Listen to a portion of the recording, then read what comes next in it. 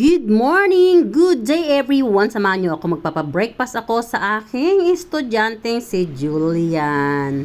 Ayan, so ito nga ang breakfast niya. Make it sure na ang kanyang kinakain sa umaga ay healthy to contribute strong energy sa kanyang body circulations and memory. Yes!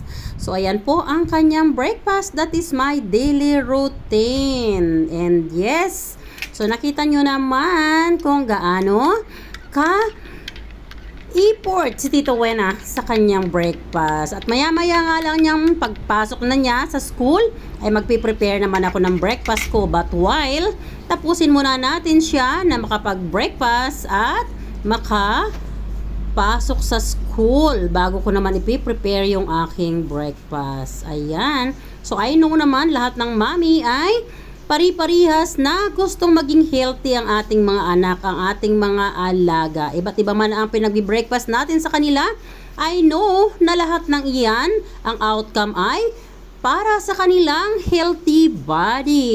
Yes! At syempre pa, iwasan din natin na pakainin ng hotdog ang ating mga alaga kasi ang hotdog ay maraming chemicals na nakaka-harm sa kalusugan ng mga bata. So kung napapansin nyo, matagal na akong hindi nagpapakain ng colored hotdog sa aking alaga. Kasi na-notice ko na hindi pala maganda ang resulta ng hotdog sa brain ng ating mga alaga. And yes, even sa ating mga adults, hindi po healthy ang hotdogs. Lalo na yung mga pula na hotdogs, marami siyang chemicals na nakaka-harm sa kalusugan ng ating mga alaga at sa kalusugan din natin. Ayan. At dito nga ay bibigyan din natin ng grapes. At kakaiba nga yung grapes ko, oh. Mahaba siya, pero super sweet siya, guys. Yes. Ayan, kung yung ibang grapes ay medyo maasim, ito super sweet siya and crunchy. Napakasarap niya. Ayan, oh. Vitamin C naman yan para sa kanyang kalusugan. Yes. Ayan. So, matatapos na siyang mag-breakfast and very soon si Tita Wena naman ang magbe-breakfast. Papapasukin ko lang muna siya sa school at make it sure nga na maubos niya ang breakfast niya na ito. And yes, pati ang grapes na ito. Ang haba, oh, kasing haba ng phone ko. Haba Guys, ng tinan nyo. ubas. And very sweet and ng juicy yan, phone ko. guys. Promise. Pati yung balat niya, sweet siya. Hindi siya maasim. Yes. Hindi siya katulad ng ibang grapes na maasim. Tingnan nyo. Very juicy. So sweet. And very sweet yan. Yes. So, ayan guys. So, lagi nating siguraduhin na healthy ang ating pinapakain sa ating mga alaga. Ganon din sa ating sarili, syempre. Para maiwasan yung mga possibly na mga sickness sa ating kalusugan. So, let's make it sure na always Good morning, healthy. mga lalabs At dito nga ay tayo naman ay mag-breakfast. At dito ang aking hot drinks ay Paragis. Yes, nag-boiled ako ng Paragis, guys. Ayan, This is super drink. Yes. Nilagyan ko ito ng tanglad or lemongrass. At ito nga ang aking breakfast. Ayan. So, ang aking Julian ay mayroong bagets. natira kanina. Meron siyang Dinagdagan ko naiwan lang na ng banana. Ayan. egg yolk. Yung natira At saka niyang yung fried rice niya. Nilagyan ko lang ng aking ginanga na fish. At rice, Siyempre, nilagyan meron ko lang ako dyan, ng banana, hinog na sa fish saba. and banana. Meron din ako ditong in-steam Ayan. At syempre, na nag-steam saba. ako dito ng banana. Super healthy. Para additional. healthy. Yes. So, ayan ang breakfast ni Tita Wena. Alam nyo guys, itong breakfast na to, Yummy and maaaring healthy. normal lang sa tingin ng lahat. Pero Continuous actually, watch this video. ang saba At na yes, hinog don't forget to write at down hindi comment. nilaga, iba And rin po share this yung video taas na if benepisyo you na can. I maiko-contribute highly niya sa ating appreciate heart. in advance. Yes. Healthy Ayan, breakfast at is hindi lang our sa body heart, needs. sa iba pang organs natin, no? At syempre, yung ating steam na saba, hinog, actually guys, yung hilaw na saba, mataas din ang benepisyo niya. So, pwede rin natin kainin na hilaw, no? O pwede nating lutuin. Pero magkaiba siya ng benepisyo, pero mas mataas. Parehas na mataas ang maiko-contribute sa ating body. Ayan, o di ba?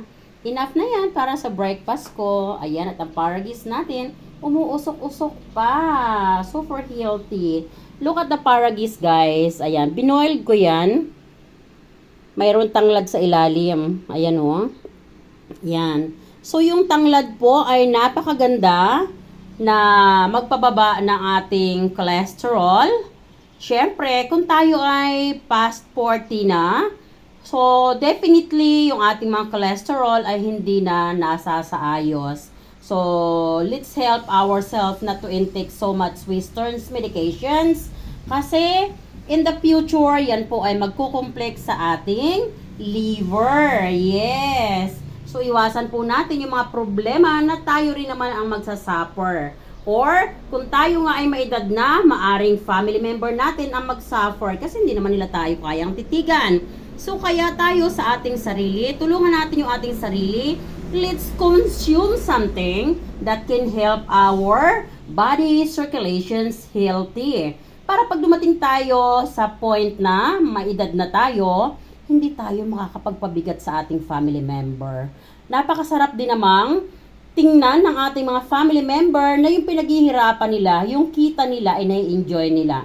Hindi yung hindi pa nila sinusweldo, yung kanilang kikitain, mayroon na kaagad designated na medications na bibilhin para sa atin. Sana wag ganon. Alam nyo guys, ako, I make it sure na lahat ng kinakain ko ay healthy, something to contribute goodness to my body circulations para make my body remains healthy until I get older. Yes. Ayaw ko kasi na makapagpabigat ako sa aking mga anak. Yes. Gusto ko kasi na maranasan naman nila, nai-enjoy nila yung kanilang sinusweldo in their own. Hindi yung, ako kasi guys, no? 27 years plus ako na naging OFW, hindi ako nakaipon. I praise the Lord na nakapagpatayo ako ng bahay, hindi ko man napatapos completely, at least comfortable ako umulan, umaraw, bumagyo at kumidlat. So this house, it's not just a house, it's a home.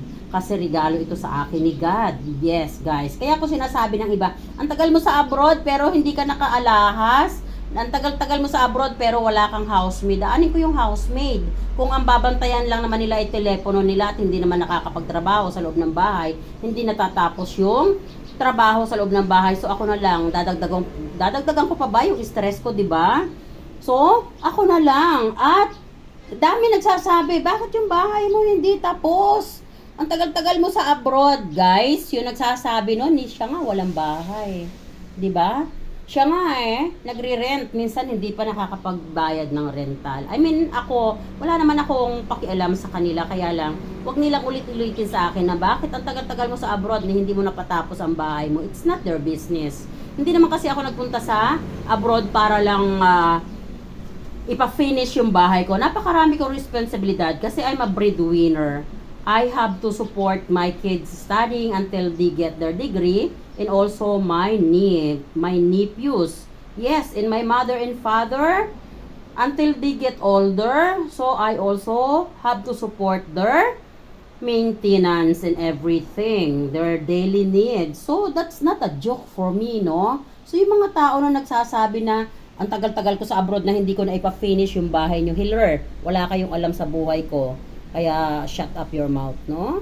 Sorry to say, guys, minsan nagiging medyo irritable lang ako sa bunganga ng mga tao na naririnig ko, no? But anyway, wag nga natin silang intindihin. Ito na lang ang intindihin natin ang masarap na drinks ni Tita Wena, ang paragis at tanglad. At ang paragis nga po ay napaka super drink. Ito po ay baba ng glucose, nakakapagpababa din at the same time ng ating cholesterol, nakakapag-unblock ng mga blockage sa ating artery at nakaka-dissolve ng stone sa ating bladder. And yes, ito po ay number 1 na bladder cleansing. So yung iba dyan, hindi na nakakaihi, no?